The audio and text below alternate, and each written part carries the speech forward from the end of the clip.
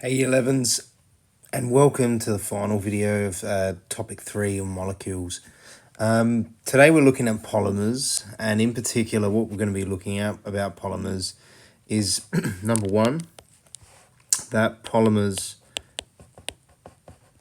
are really large macromolecules composed of small repeating structural units, okay? Large molecules composed of small repeating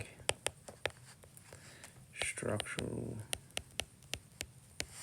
units. So these are like our learning intentions that we're looking at. And number two is how we identify the repeating unit of a polymer given the structural formula of that chain. Okay, so firstly we're going to just say what polymers are. So what is a polymer?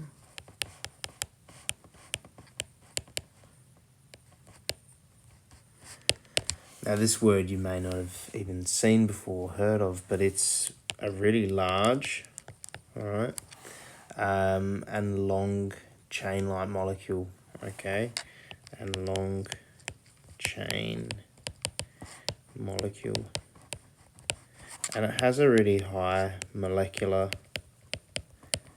mass as well, okay, and it is also built from many repeating units. And I'll just say this, think of it as Lego blocks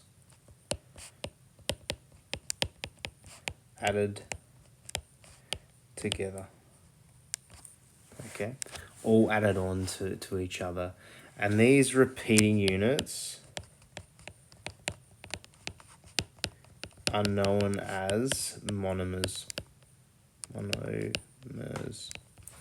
Okay, and that's joined to hundreds of times long, if not thousands. Okay, now there are natural polymers found on Earth as well. Some examples are cotton, starch, which is a type of carbohydrate, CHO, all right, found in like potatoes, rice, beans. Cellulose is another one, which is a type of fiber, and rubber as well. Okay, and there are some synthetic polymers. And plastics are a big example. So PVC, all right, which is polyvinyl chloride.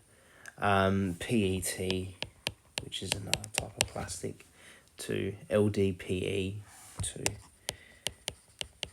Okay, they're all types of plastics. And a polymer is drawn in two ways. Number one, you've got that structural formula of the section, or there's the bracket formula showing the repeating unit and all that. Okay, and how do you find the repeating unit? We're going to look at one in a sec, but you just have a look at the chain, scan it, okay, have a look.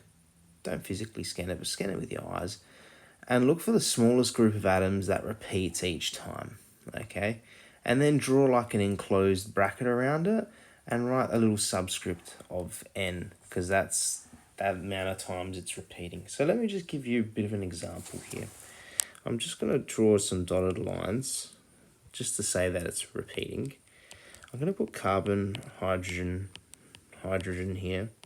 I'm going to put carbon, chlorine, and hydrogen here. Carbon, hydrogen, and I'll keep drawing it and going on.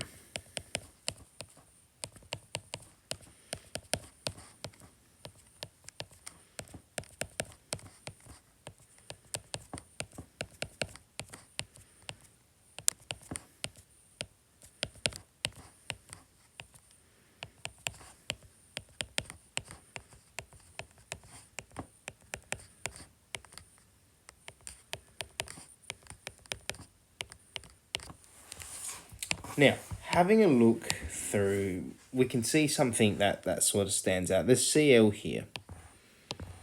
Okay.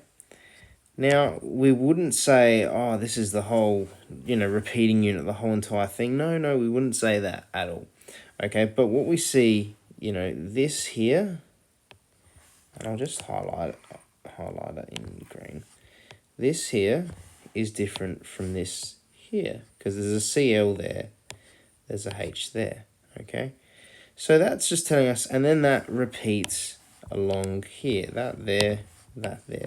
So that's our repeating unit, all right? And what I'm gonna do, just by this here, and this here, I'm gonna draw that around there and put an N to say that's our repeating unit that's continually repeating, okay? And that's it. That is our repeating unit. And if, we did this too, H, C, H, C, oops, sorry, Cl, H, and H.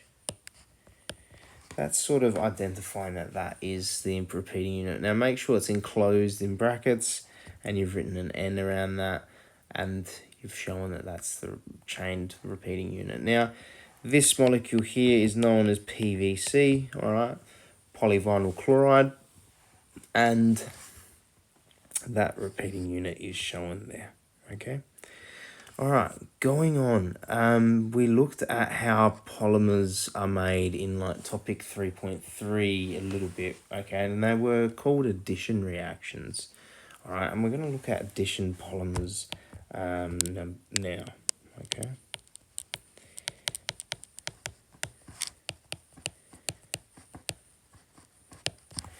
Now, why do addition polymers occur? Well, addition polymerization occurs when a monomer molecule, remember the repeating unit, links without loss of atoms, and that addition polymers can be synthesized from alkene monomers.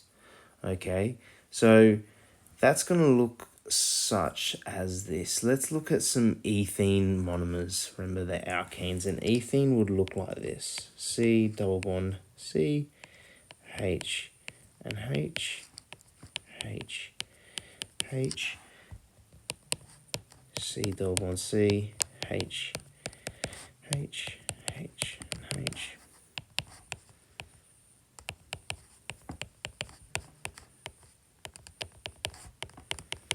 Okay, now we'll have heat and pressure and a catalyst which sort of allows it to form that addition reaction and form that bond, and this is all that will happen. The double bonds will be lost, okay, and once the double bonds will be lost, these carbons here all will link up and it will look like this. Whoops, let's erase that. Let's go back onto this. So there's one. There's two. Okay. And then we're just starting to put in the hydrogens in.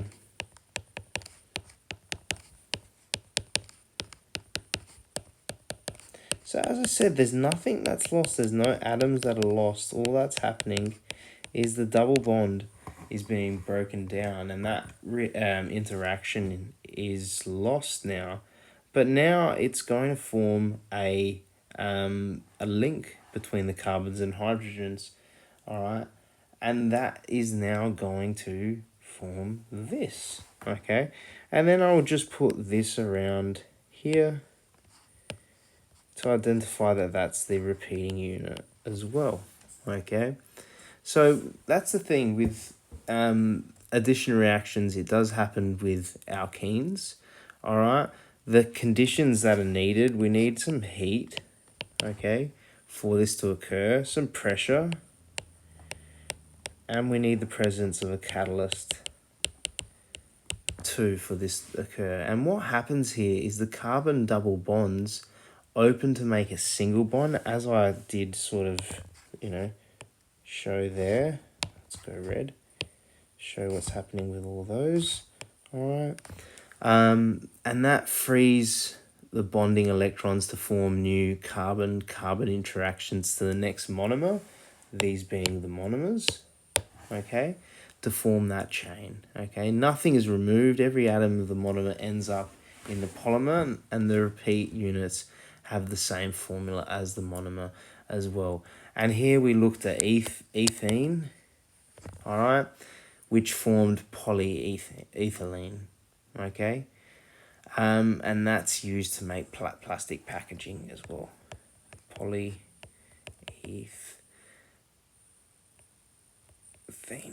All right, polyethylene or polyethylene.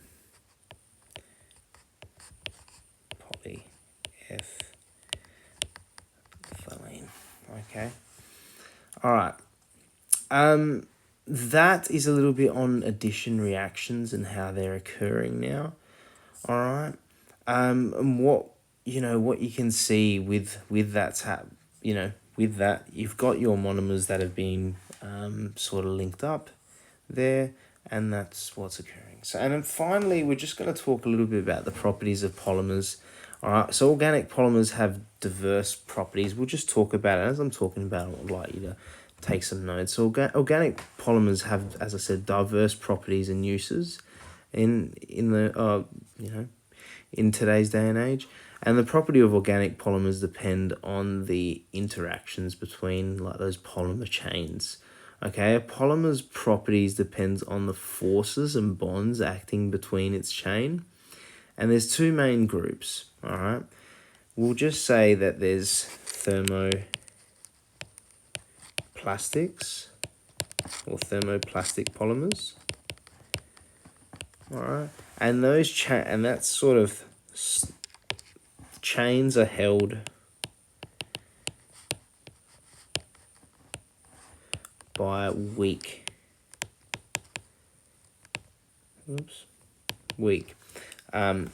intermolecular forces.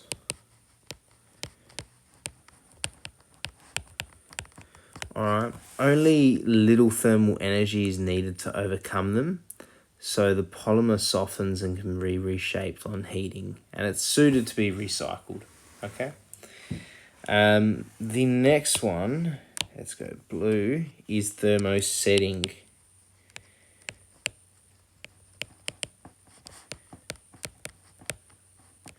Polymers, okay, and the chains are held by stronger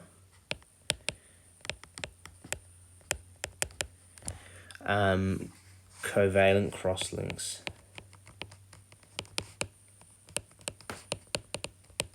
All right.